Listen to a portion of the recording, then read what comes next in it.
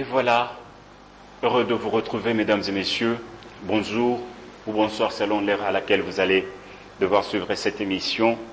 Votre magazine Le Point de Vue. Votre magazine Le Point de Vue, c'est ce magazine qui traite des informations de tous les domaines, les questions qui se posent dans n'importe quel secteur. Nous nous y approchons pour essayer d'évaluer, essayer d'examiner, essayer de traiter, essayer d'interviewer ou de demander aux experts, aux acteurs pour avoir un peu plus d'éclaircissement. Aujourd'hui, nous sommes au mois de mars. Et mois de mars, on a célébré la journée internationale du droit des femmes. C'était la semaine passée. Nous avons le réel plaisir de recevoir sur ce plateau, dans le cadre du magazine Point de Vue, une actrice politique. Il s'agit de Madame Marie-Claire Assoumini. Elle est secrétaire générale du parti politique Le Démocrate. Le parti politique Le Démocrate est dirigé par Alexis Monga. C'est lui le président national de ce parti politique. C'est un parti politique de l'opposition. Avec Madame Marie-Claire Assoumini, nous allons devoir parler d'un thème très intéressant, femmes et engagement politique. Madame Marie-Claire, bonjour. Bonjour. Nous sommes très ravis de vous recevoir sur ce plateau et nous sommes très ravis d'avoir honoré notre invitation. C'est moi qui suis très honorée. Merci beaucoup. Madame Marie-Claire Assoumini, femme engagée en politique, qu'est-ce qui vous a poussé à faire la politique? D'abord, je dis, je suis Madame Marie-Claire Assoumini Rachidi. Je suis mère de famille. 3 garçons et 3 filles qui ont tous grandi et ils ont presque tous terminé les études. Je suis grand-mère de 7 petits-enfants. Alors, ce qui m'a poussé à faire la politique, c'est un souci. En tant que femme, je me suis dit, j'ai d'abord analysé la situation de mon territoire, de ma province d'origine, et même la situation de la femme au niveau national. Dans mon territoire d'origine, il n'y a pas de femmes leaders, il n'y a pas de femmes politiques, ni dans l'Assemblée provinciale, il n'y a pas de femmes même au niveau du gouvernement, il était rare de trouver une femme de chez moi. Alors ça, c'était une interpellation. Je me disais, mais pourquoi nous, les filles de là, nous n'arrivons pas à être dans les cercles de la politique, à être dans les instances de décision? C'était une préoccupation au fond de mon cœur. Et c'est ce qui m'a poussé à faire la politique. J'ai commencé petit à petit, tout doucement, et petit à petit, l'oiseau fait son nid. Secrétaire général du parti Le Démocrate, est-ce facile d'être secrétaire général d'un parti politique? Je dirais qu'il n'y a pas un travail qui soit facile dans tout ce que nous faisons dans ce monde. En toute chose, il faut seulement la persévérance. C'est tout ce que je peux dire. Que même le travail à la maison, il est difficile. Il n'y a pas un travail facile. Et vous savez que diriger les hommes, c'est difficile. Et quand on est femme, c'est encore plus difficile. Et quelles relations vous entretenez avec vos collègues masculins? Au sein du parti? Au sein du parti. Oh. Nous sommes dans des relations qui sont bonnes, conviviales. Je suis toujours jovial. On rit avec tout le monde et il y a du respect. En tout cas, au sein de mon parti, je suis respecté comme tel. Vous êtes respecté, il n'y a pas mais c'est qui envie votre poste? Bon, les ambitions, peut-être il y en a, ça ne peut pas manquer, mais s'il y en a, c'est qu'ils n'ont pas manifesté. Mais je suis là où je suis et ceux qui sont autour de moi, donc ils souhaitent que je sois là. Et qu'est-ce qui a habilité à ce que vous soyez désigné secrétaire ou nommé secrétaire général du parti Le Démocrate?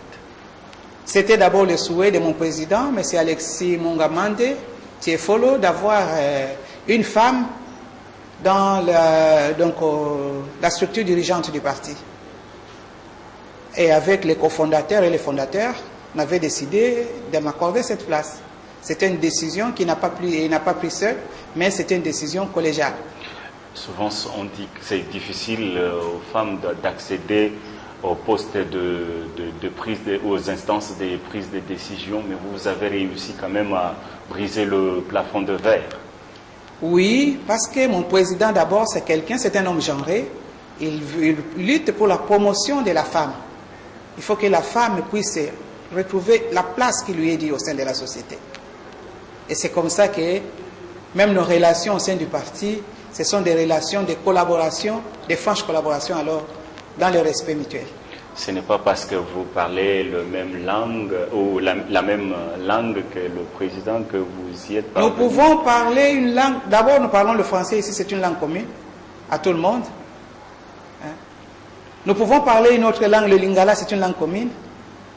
Nous pouvons parler le chiluba, c'est une langue commune. Nous pouvons parler le swahili, c'est une langue commune à tout le monde. Il n'est pas dit que parce qu'on parle la même langue qu'il doit me privilégier, non. Notre parti, c'est un parti national. Il est représenté dans toutes les provinces. Les 26 provinces. Dans l'ancienne configuration, les 11 provinces, nous étions présents et aujourd'hui nous sommes en train de nous installer un peu partout dans les 26 provinces. Maintenant, nous allons, je rappelle que nous recevons sur ce plateau Madame Marie-Claire Assoumini Rachidi. Elle est secrétaire générale du parti Le Démocrate, dirigé par Monsieur Alexis Monga. Nous entamons instant point de vue. Investir dans la force productrice de la femme rurale, une priorité pour le gouvernement congolais. C'est le thème que la République démocratique du Congo avait choisi pour célébrer la journée internationale des droits de la femme le 8 mars. Madame, comment vous analysez ce thème? Investir dans la force productrice de la femme rurale, une priorité pour la RDC. Si je prends ce thème comme un sujet de dissertation, il y a beaucoup de choses, des désavantages là-dedans, que je ne pourrais pas peut-être tout dire ici. C'est bien beau d'avoir un thème comme celui-là. Investir dans la force productive de la femme, oui. C'est tout à fait normal qu'on puisse prendre cela comme thème, parce que la femme, c'est réellement une force. C'est une force qui a beaucoup apporté dans notre société, dans notre pays. Nous avons vu des temps de difficultés, des temps de crise, mais les femmes se sont levées et elles sont devenues les piliers de leur maison. Elles ont fait étudier des enfants. Il y a des femmes maraîchères qui jusqu'à aujourd'hui se battent pour faire étudier leurs enfants. Les femmes qui n'avaient pas beaucoup étudié sont rentrées aux études parce qu'elles veulent améliorer leurs conditions de vie, leurs conditions salariales et encore beaucoup d'autres choses. Mais quand je parle de la femme rurale, je me pose la question, comment va-t-on investir dans la femme rurale alors qu'il n'y a pas de conditions pour que cette femme soit d'abord stable? La femme rurale, c'est elle qui doit aller au champ, mais en même temps, elle se fait violer dans les champs. Là où elle doit produire, c'est là où il y a des troubles de tout genre, des rébellions qui n'ont pas cessé. Si aujourd'hui je regarde la femme de Beni, de Butembo, qui a toujours des colis sur la tête, en train de fuir, là où elle doit cultiver, l'haricot que nous consommons à Kinshasa vient parfois de ce coin-là. Si je regarde ces femmes-là qui sont toujours en train de parcourir les rues, les routes, les forêts, en train de fuir les massacres, quand est-ce que vous allez investir dans une force qui n'est pas stable? On investit dans une personne qui est fixée. Mais au Congo, les populations sont devenues un peu, je dirais, nomades. Elles ne peuvent plus s'installer. Les femmes, chaque jour, avec les enfants au dos, en train de fuir. Elles n'ont pas le temps de se consacrer à pouvoir faire quelque chose de durable. Elles doivent aller chercher de l'eau à distance de la maison. Mais elles ne peuvent pas aller là-bas parce qu'il y a parfois des groupes armés qui viennent de là et les abattent. Parfois on les tue, on égorge, on coupe même avec les machettes. Mais tout ça, comment est-ce qu'on peut investir dans une telle femme? Le thème aurait peut-être pu être orienté vers cette femme-là de l'Est qui est martyrisée, qui ne peut rien faire. Parce que nous ici à Kinshasa, quand nous fêtons, nous pensons que la vie c'est celle-là. Mais il y a cette vie-là que nous n'arrivons pas à voir et à percevoir. Il n'y a pas seulement la femme de l'Est, il y a la femme du Kasaï, il y a même la femme du Bandundu. Comment est-ce qu'on va investir dans cette femme-là qui n'a pas de route pour aller écouler ce qu'elle a produit dans son champ? Oui, madame, mais on se pose la question de savoir, c'est vrai que le gouvernement veut investir dans la femme, mais comment concrètement, comment est-ce qu'il va investir dans cette femme? Est-ce qu'il y a un plan bien concocté pour appuyer cette femme qui est martyrisée, qui est violée, qui subit des viols dans surtout les zones à conflit? Est-ce qu'il y a un plan qui a été conçu pour assister cette femme-là? Ça, je ne peux pas le dire parce que je ne suis pas membre du gouvernement. Lorsqu'ils ont proposé le thème, ils savent pourquoi ils l'ont fait. C'est peut-être qu'ils ont un programme, mais je vois mal comment est-ce qu'ils vont réaliser ce programme dans une situation de trouble perpétuel. Le problème, il fallait d'abord combattre les groupes armés. Il fallait d'abord sécuriser cette population. C'est ça la lutte que nous devons avoir. Ce n'est pas donner des slogans pour dire que nous allons investir dans la force productive de la femme, mais comment nous allons investir si cette femme-là n'est pas sécurisée? C'est ça la lutte que nous devons avoir. S'il y a des projets pour pouvoir sécuriser ces femmes-là, tant mieux.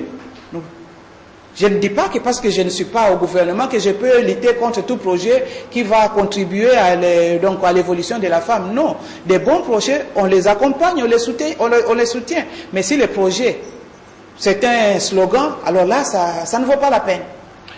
D'aucuns pensent que ce thème est réducteur. Qu'en pensez-vous? Oui, il est vraiment réducteur. Parce qu'il n'a pas pris tous les aspects de la vie de la femme. Je ne cesse de me poser cette question-là. Je vous ai encore dit que comment est-ce que nous allons investir? De quelle manière? Comment nous allons procéder à investir dans la force productive de la femme?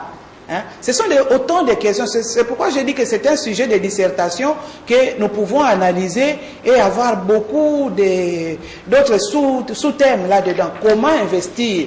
C'est ce que nous devons, pendant tout ce mois de la femme, le droit à la femme, de la femme, nous devons analyser, et je pense que la ministre du genre qui a proposé le thème avec le gouvernement, elle va nous développer la manière qu'elle compte s'y prendre pour que ça ne soit pas un slogan vain. La lutte de la femme ne s'arrête pas avec le mois de mars. C'est une lutte qui continue tous les jours, parce que c'est tous les jours que la femme est en train de subir des injustices dans notre pays. Ne parlons pas du monde, nous parlons d'abord dans notre pays.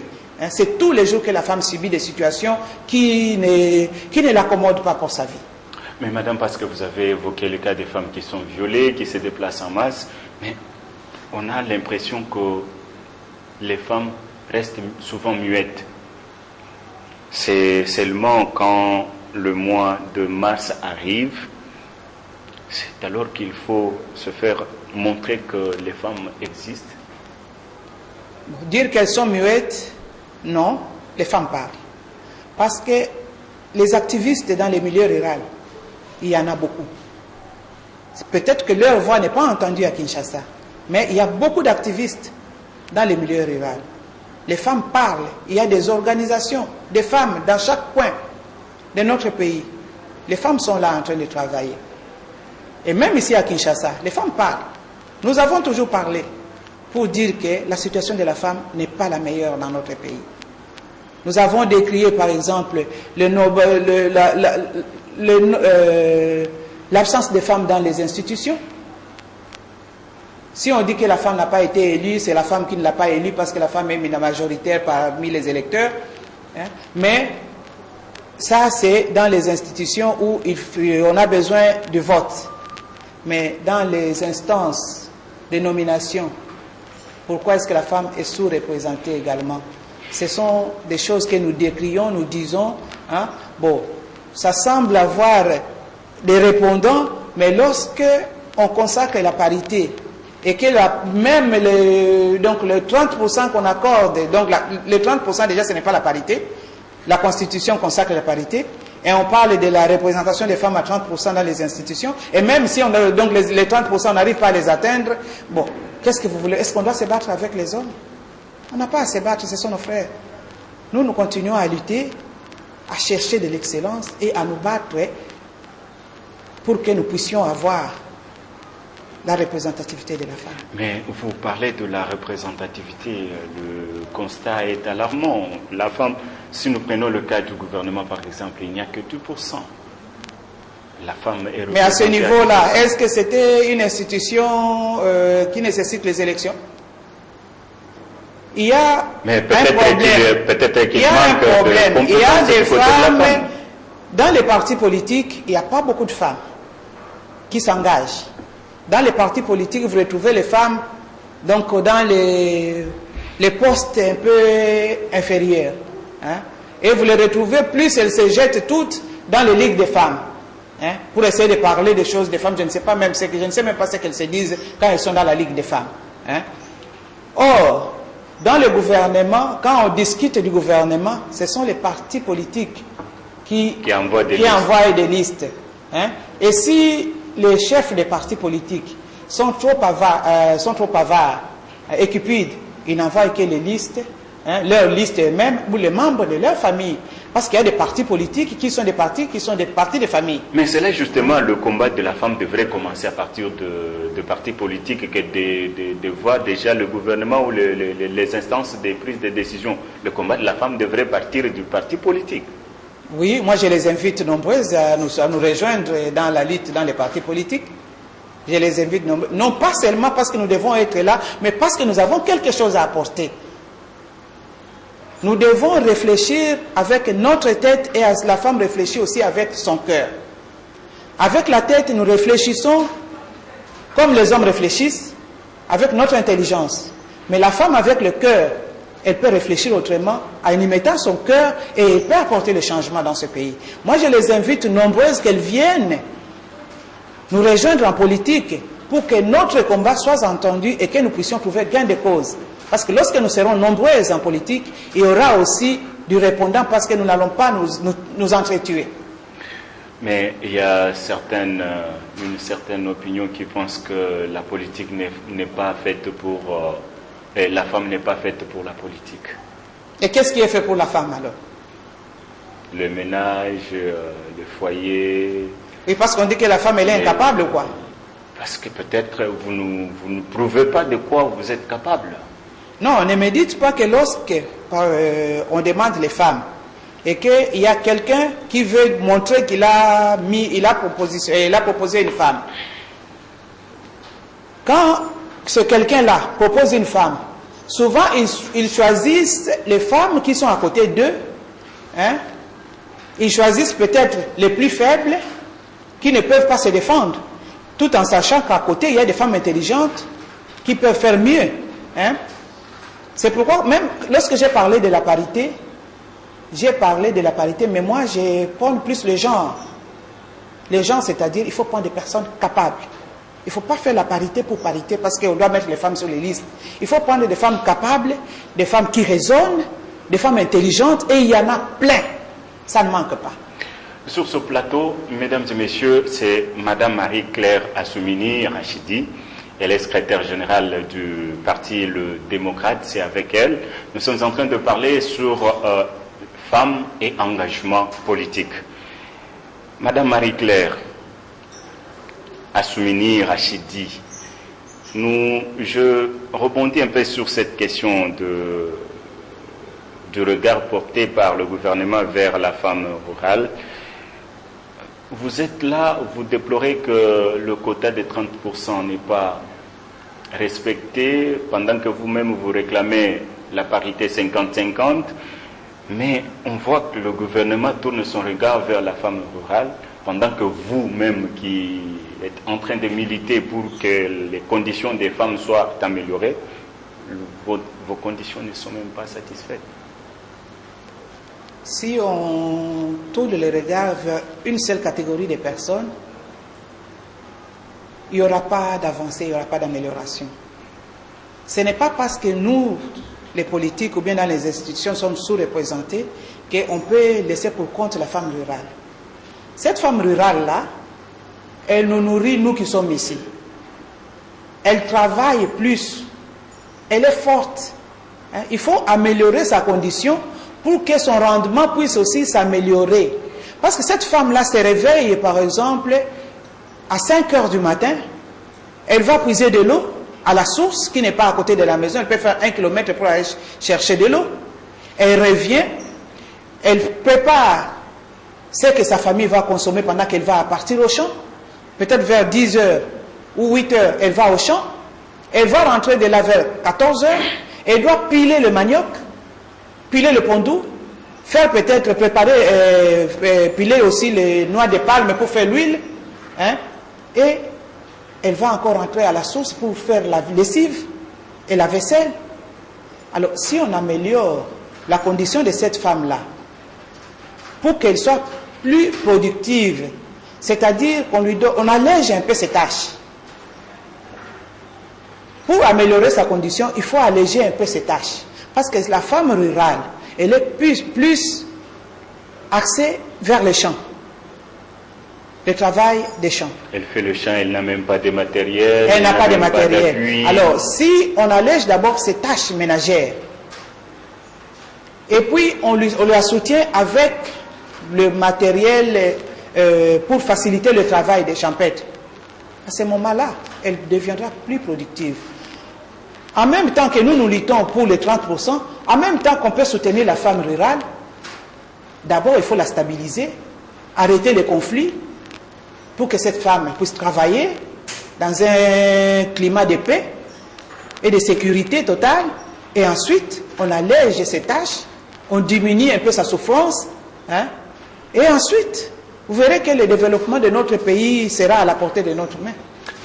Madame Marie-Claire, on s'approche vers les élections dans notre pays annoncées pour le 23 décembre 2018. Nous les souhaitons beaucoup. On le souhaite tous, mais la femme ne vote pas la femme. Comment vous comptez pour que vous soyez représenté massivement dans les instances décisionnelles pendant que la femme elle-même ne vote pas la femme? Bon, c'est une opinion. On dit que la femme ne vote pas la femme. Peut-être oui, peut-être non. Les élections dans notre pays, nous savons comment elles se sont déroulées depuis que nous avons commencé à avoir les élections. Est-il dit que la femme n'a pas été votée? Peut-être. Mais si les élections ne sont pas,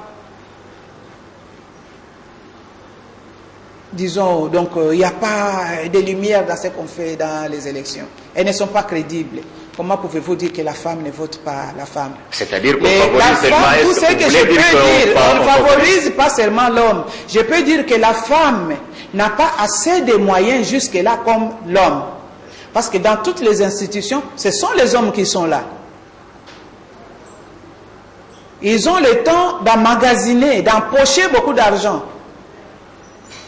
Venu le moment des élections, ils descendent dans leur base avec cet argent qu'ils vont distribuer et aussi mettre même à la disposition des agents de la CENI.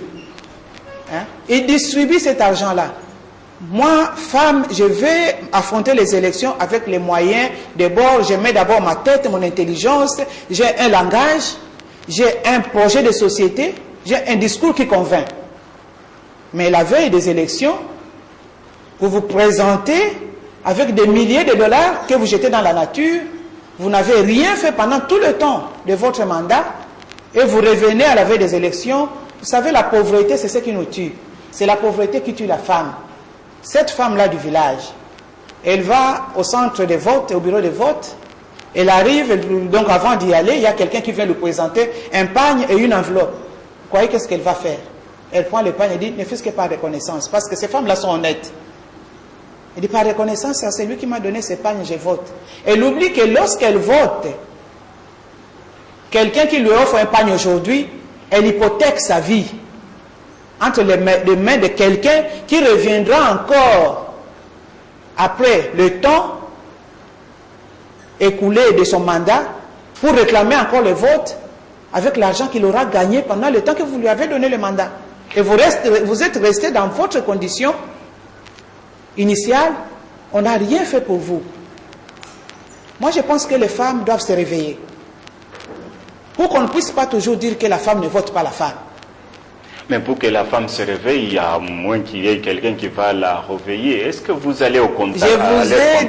Je vous ai dit qu'il y a des activistes féminins, des femmes qui se battent pour ça. Elles ne sont même pas politiques, mais elles se battent pour que la femme vote la femme. Moi, chez moi, dans ma contrée, toutes les radios, les femmes ont de temps où elles passent à l'antenne, les radios locales, pour plaider pour les femmes politiques, afin que cette fois-ci qu'il y ait un changement dans le vote de la femme. Peut-être que cela pourra amener un changement même au niveau du pays si on vote la femme. Dans les ODD, les objectifs du développement durable, l'objectif 5 consiste à parvenir à l'égalité des sexes et autonomiser toutes les femmes et les filles à l'horizon 2030. Le genre est une réalité ou un slogan dans notre pays au regard de quelques pesanteurs socioculturelles. Je ne pense pas que ça soit un slogan, hein, le genre. Ce n'est pas un slogan. D'ici 2030, je pense que les filles ou femmes analphabètes, il n'y en aura plus beaucoup. Parce que les femmes ont pris conscience qu'elles sont importantes dans la société, et pour faire mieux dans la société, elles se sont remises à étudier. Elles se sont lancées aux études. Je peux vous donner mon exemple parce que parfois on a honte de dire ce qu'on est. Moi, je travaille dans une institution, en dehors de la politique. Quand je suis entré, j'étais D6. Cela pourrait aussi booster d'autres femmes à faire comme moi. Oui. Donc, je suis entré dans cette institution en tant que D6.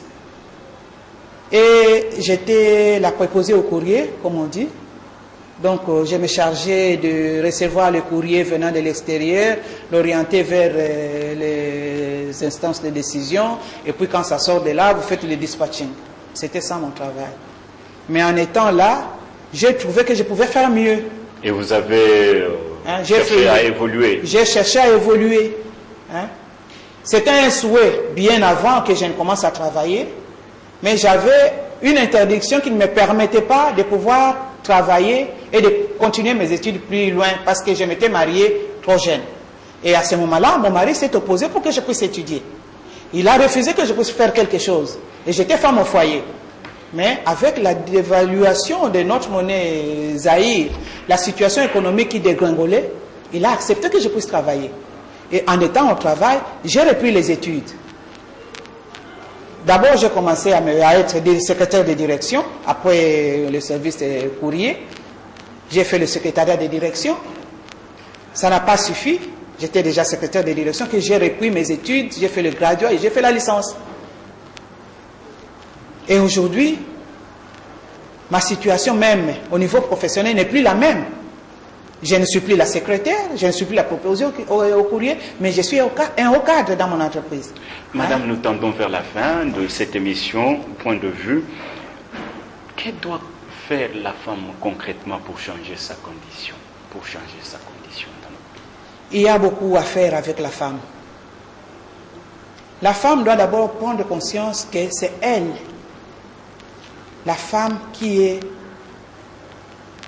je dirais, avec Dieu, hein, elle est ensemble avec Dieu pour que la création puisse se perpétuer. Elle est mère de l'humanité. La femme ne doit pas se prendre à la légère. La femme ne doit pas chercher à avoir tout sur un plateau.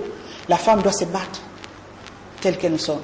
La femme doit aller aux études comme les garçons, comme l'homme. La femme doit travailler en faisant valoir son intellect, son intelligence, et non pas en faisant valoir son corps. La femme doit être cette femme qui sait défendre et éduquer la famille. Aujourd'hui, quand nous regardons notre télévision, les chaînes, les émissions musicales, ça fait mal au cœur de voir que celui qui a son orchestre, il est bien habillé, et vous les filles, vous êtes là les femmes, vous vous dénudez en train de danser, hein, et c'est lui qui empoche l'argent. Hein. Donc tout ça, ça ne fait pas valoir la femme. Nous devons nous mettre à notre place en disant que nous sommes celles qui procréent dans ce pays. En un mot, une question qui me vient en tête. Candidate malheureuse à l'élection de 2012, cette fois-ci également candidate? Oui, je le serai. Jusqu'à la victoire. Un mot à l'endroit de toutes ces femmes qui vont vous suivre. Un mot. Oui, je salue la bravoure des femmes qui se battent pour la condition de la femme dans notre nation. Pour les femmes rurales, parce qu'elles sont celles qui nourrissent même les grandes cités, les villes comme Kinshasa, nous vivons grâce à la femme rurale. Je salue leur courage, je salue leur force et je les encourage à ne pas baisser les bras, quelle que soit la situation qu'elles traversent, mais qu'elles soient toujours debout et pouvoir toujours lever la tête pour que demain nous puissions parler de cette femme qui a atteint le Faute de temps, madame, nous sommes obligés de nous arrêter à ces points. Peut-être prochainement, l'émission laisse ses portes ouvertes. Si vous avez l'occasion, vous pouvez toutefois passer pour évoquer d'autres questions. Mais la femme doit s'armer de la science pour s'imposer. C'est sur ces mots de madame, afin que nous mettons un terme à cette émission. Merci, chers téléspectateurs, d'avoir suivi ce magazine Point de Vue. N'oubliez pas de nous contacter en cas de questions, en cas de proposition, en cas d'une suggestion. Le numéro est affiché au bas de l'écran. Merci et à la prochaine.